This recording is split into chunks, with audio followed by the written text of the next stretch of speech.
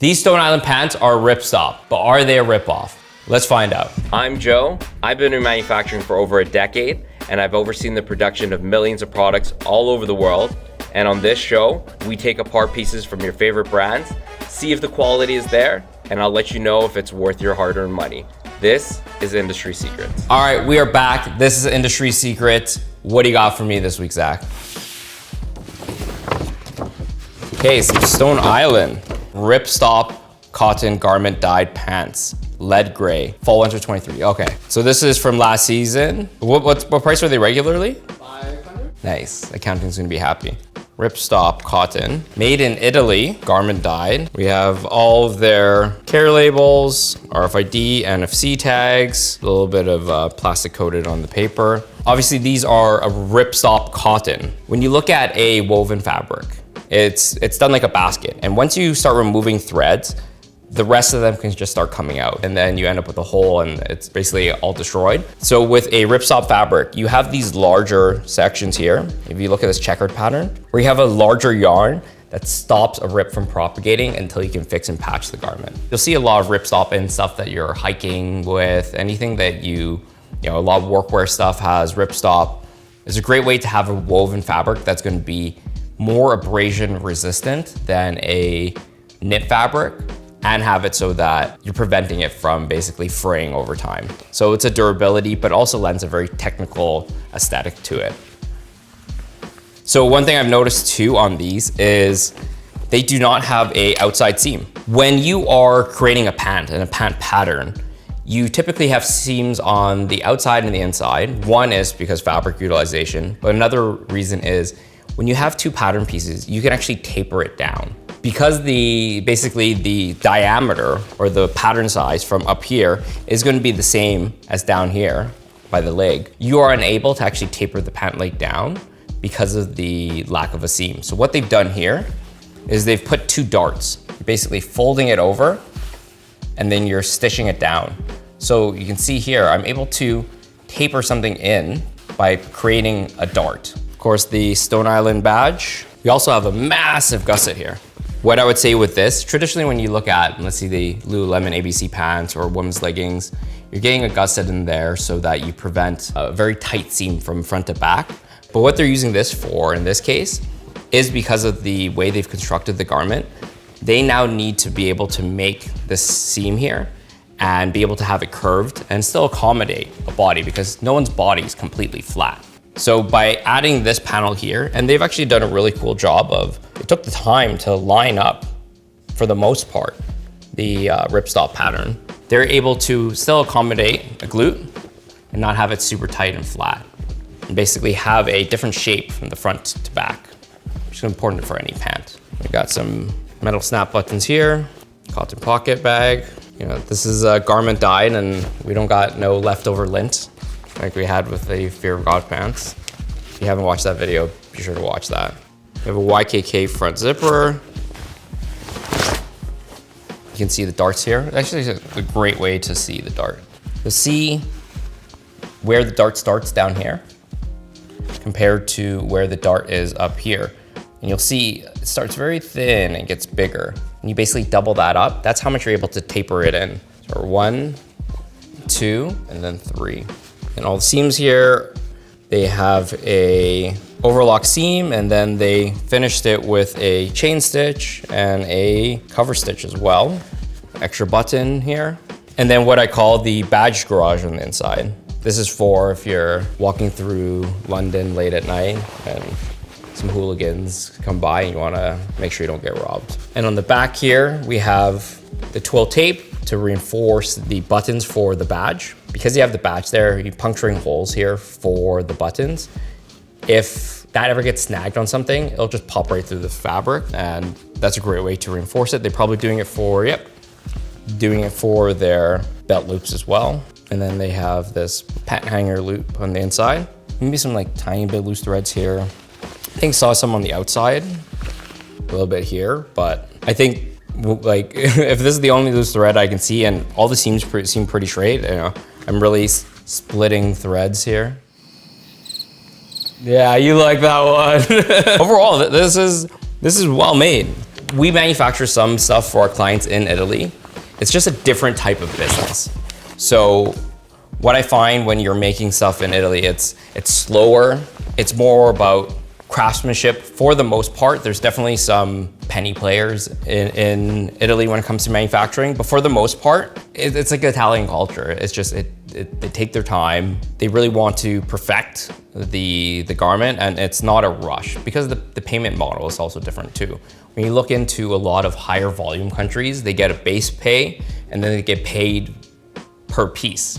So they're incentivized to pump out as much as they can. Typically what I found with a lot of Italian factories, they're paid a salary or they're paid by the hour. So the incentive structure is aligned to create better quality products in general. That being said, you can still get bad quality products in Italy, but in this case, it's quite well made. What we're gonna do next is deconstruct the garment. And I think it's gonna be very interesting here, so you can see how a woven pant differs quite a bit from a knit pant in terms of how it's made. Before we do, be sure to like, comment, subscribe. When we hit 50K, we're gonna give you guys a tour of our facility so you can kind of see behind the scenes of what we do here. But before I do that and take that apart, let me open up these darts here so I can show you a little bit more about that. Pretty much any woven garment that you have, if they want to taper it in, they're going to have to put darts. So look in your closet, look at stuff you wear. If they have tapered, you're going to notice darts in them. Now you know why they're there. So what I'm actually going to do is open up the bottom hem. So break the cover stitch here.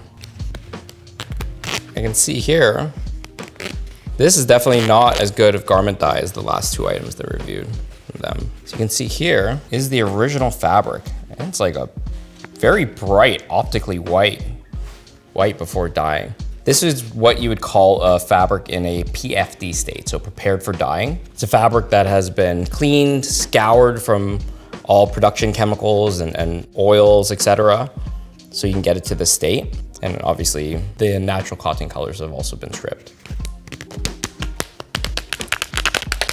This is the bottom hem. If you actually ever buy pants and you need them lengthened, what they're gonna be doing is they're gonna break this open and then they're basically going to fold it and you can get pretty much up to that much more additional length. But in this case, because it's garment dyed, I probably wouldn't try to lengthen it. Especially being a solid color, you're going to see the puncture holes from the fabric. So now that we have this open, we have this seam here. Let me open this up.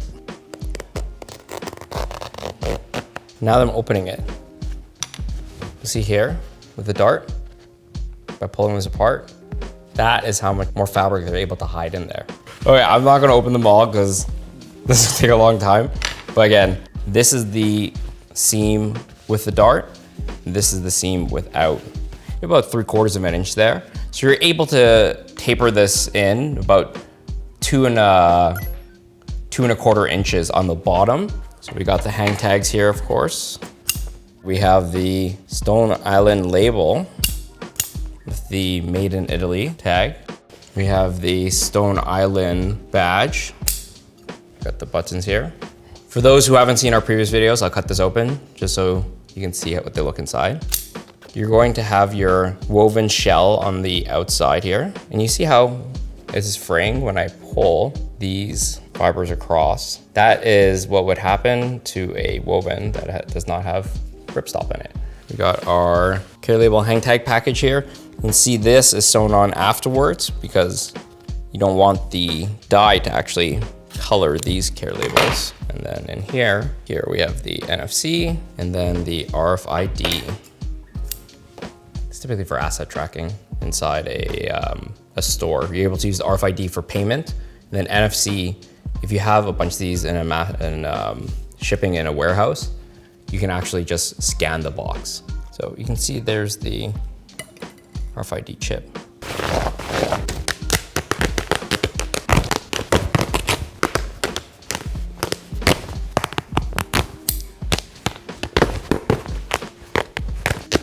Here they have their inside waistband material. And that is backed with the same fabric as the pocket bag liner. If I open this up here, you'll see because this fabric is already stiff enough, you don't need to add a interfacing that you're seeing with a lot of knits. I would say this is more of an aesthetic choice for the inside of the waistband. Actually, you'll see here, again, because it's a woven, once I start pulling these out, it just starts fraying, which is why you have to actually construct woven garments differently. What I'm actually gonna do is show you what I mean by the ripstop stopping the propagation. I'm gonna cause a little hole here. You know, let's make it bigger. So you're gonna see when I tear this, these smaller ones will start breaking, and then it gets a lot harder. And you'll see how it stopped on the line. I'm gonna pull, it's gonna stop on the next line. I'm gonna pull, stops on the line. You'll see actually in this case, what they did here for the ripstop, they actually bundled 2 yarns together. Can you see that? I think you need to like macro. And you'll see in here, those lines. Because the yarns are so hard to see, it might be slightly thicker, but I can definitely tell you they are bundled in 2. Helps make it ripstop.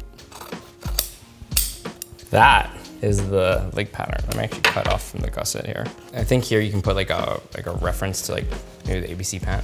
Yeah. This is the, well, not front left, this is the left leg. And this entire panel is the leg. You'll see how the tapering, if I were to pull the fabric straight, you see how these lines are here? It's starting to not stretch, and that's actually where the tapering happens. That's why it puckers a little here, puckers a little here, puckers a little here, because you're folding that fabric in on itself. So the reason why you would do this is definitely design choice. I think Stone Island always puts their badges on the side, so they probably don't want a seam running under their badges, but it definitely leads to the complexity of the garment as well. And we have over here, the interior pocket bag, as well as this pocket bag here. When they did notice, they bar tacked all of the seams here. That's bar tack, all of it to reinforce the seams. Same thing on all of the belt loops, it just makes them stronger. So see, I'm pulling on this and the bar tack will hold on stronger than the stitch up here will. You'll see this here, and you notice that there's a curve built into this. Because if I literally lay this flat, it actually won't lay flat because the curve is supposed to follow the curve of, you know, this is called your back rise, but basically your ass crack. By having that curve, you're able to do it on a smaller panel. Trying to curve a large panel like this and have everything lined up would be quite difficult. So you're able to sew those on and ensure that you're making the curve right here. So basically the pant, even when it's not on, is already conforming. So we got the front button there that is riveted on. And that's basically it. You have your 2 sides. We'll leave the pocket bags intact just so you guys can see where they lay. You basically have 2 sides of the garment. I think for fabric utilization here, you're probably able to pack this quite tightly because it's fairly square. So when you're laying out the pattern pieces, you don't have to Tetris it in as much. There is your right pant leg. There is your left pant leg. If you were to join it and just seam it down the center without this gusset, think of just getting 2 pieces of paper and folding it in half and now trying to wear pants with it. It'd be very stiff. So by having this gusset, again, you're able to actually make it pants that you can wear. All right, let's see what the GSM is. 273. So I would say this is actually more on the medium to lighter weight for a men's woven pant. These are all the components you need to make a cotton ripstop pant like this. These retailed around $500 new. On sale, the guys probably got it for around 300 and something.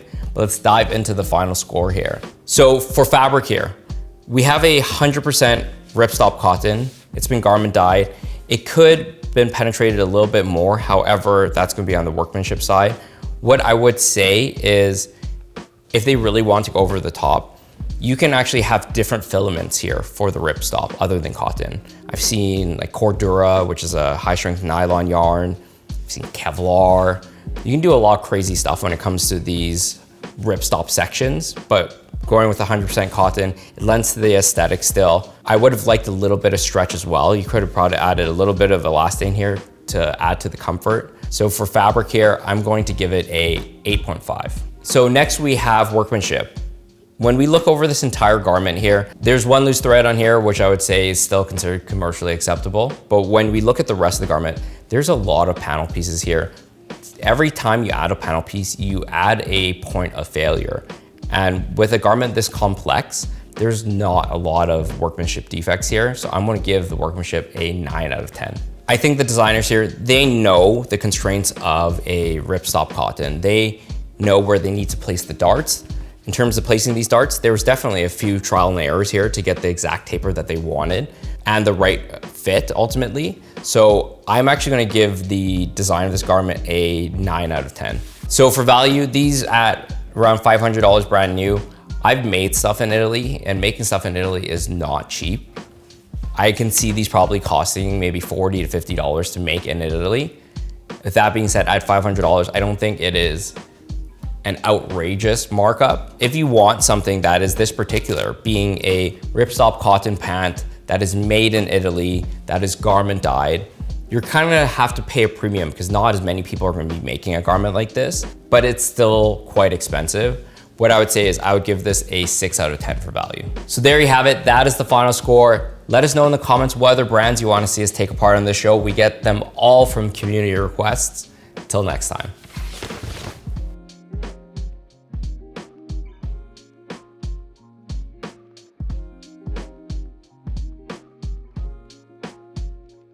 How much yarn and thread have I, and cotton have I breathed doing this show?